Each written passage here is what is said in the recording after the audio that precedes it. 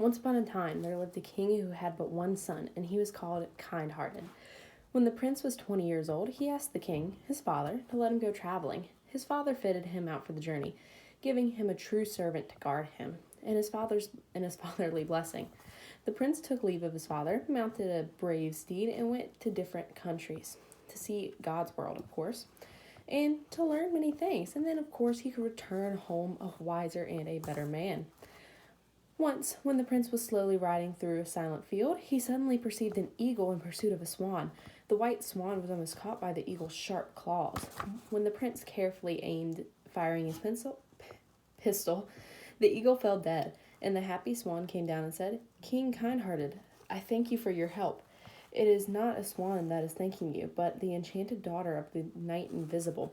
You have not saved me from an eagle's claws, but from a terrible magician, King Koshchei. My father will pay you well for your services. Remember, whenever you are in need, say this 3 times. King Invisible, come to my help." The swan flew away as it soon had finished speaking, and the prince looked after it and then continued his journey. He crossed many mountains, traversed deep rivers, passed foreign countries, and at last he came to a great desert where there was nothing to see but sky and sand. No man lived there, no animal's voice was ever heard, no vegetable ever grew there. The sun was shining so brightly and burning so terribly that all the rivers were dried up.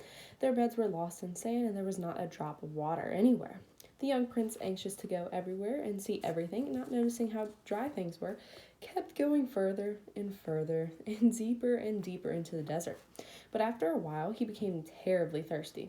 In order to find some water, he sent his servant in one direction, and he himself went in another. After a long time, he succeeded in finding a well. He called to his servant, "I have found some water," and they both were happy. But their happiness did not last, for the well was far too deep and had nothing which to reach the water. The prince said to the servant, "Dismount your horse. I will let you down into the well with some long ropes, and you shall draw up some water."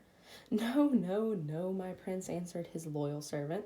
"I am too heavy for you, and your majesty's hands will not be able to hold me. You will take hold of the ropes, and I will let you down into the well." The prince, the ropes tied around him, went down into the well, drank the cold water, taking some up for the servant, pulled the ropes as a sign for the servant to draw him up again. But instead of pulling up, the servant said, "Now listen, you kingly spoiled son, for your cradle days until I have lived a happy life, surrounded by luxury and love, and I have always led a life of miserable wretch, serving you at every corner. Now you must agree to become my servant, and I will be the prince instead of you. You will not exchange, say, your last prayer, for I am going to drown you.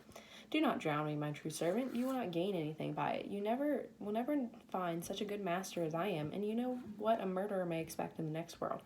Let me suffer in the next world, but I will make you suffer in this one," answered the servant as he began to loosen the ropes. "Stop!" cried the prince. "I will be thy servant, and you shall be thy prince. I will give you my word for it." "I do not believe your word." "Swear that you will write down and promise me, for those words are lost in the air, and writing always remains as testimony against us." "I swear." The servant let down into the well a sheet of paper and a pencil, and told the prince to write the following: "The bearer of this is Prince Kind-Hearted, traveling with his servant, a subject of his father's kingdom."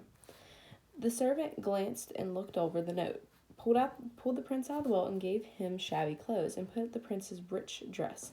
They have changed armor and horses, and they went on. In a week or so, they came to the capital of a certain kingdom. When they approached the palace, the false prince gave his horse to the false servant and told him to go to the stable, and he himself went straight into the throne chamber and said to the king, "I have come to ask for the hand of your daughter, whose beauty and wisdom are known all over the world. If you consent, we will have our favor. If you not, we will decide it by war." "You do not speak to me in a nice way at all, not as a prince ought to speak, but may that be that in your country you are not used to better manners. Now listen to me, my future son-in-law. My kingdom now in the hands of an enemy of mine. His troops have captured my best soldiers, and now they are approaching my capital. If you will clear my kingdom from these troops, my daughter's hand will be yours to reward." "All right," answered the false prince. "I'll drive your enemies away. Do not worry. If they come to the capital tomorrow morning, not one enemy will be left in your land."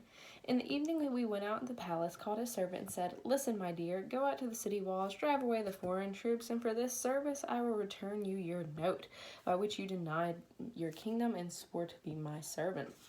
The honest Prince Kind-Hearted put on his knightly armor, mounted his steed, and went out to the city walls and called in a loud voice, "Knight Invisible, come to my help!" "Here I am," said Knight Invisible, almost appearing from nowhere.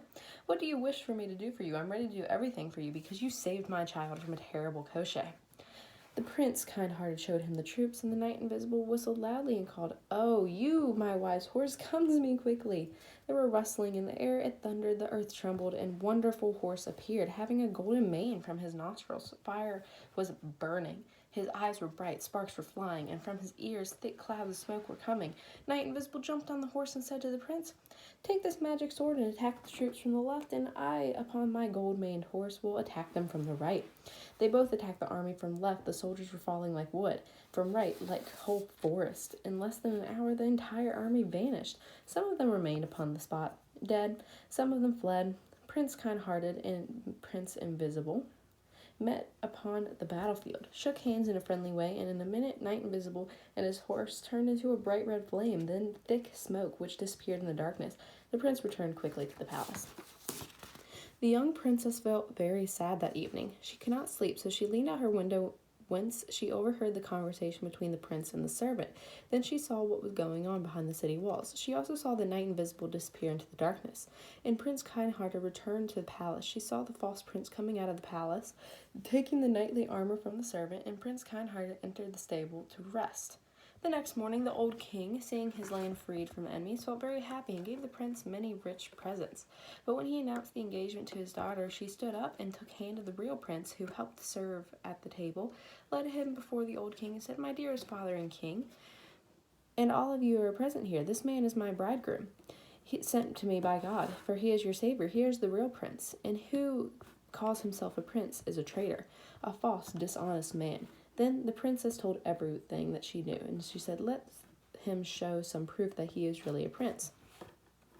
The false prince gave to the king the note, which was given to him in the well. The king opened it and read aloud.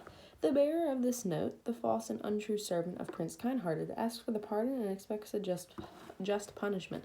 The note was given to him in the well by Prince Kindhearted.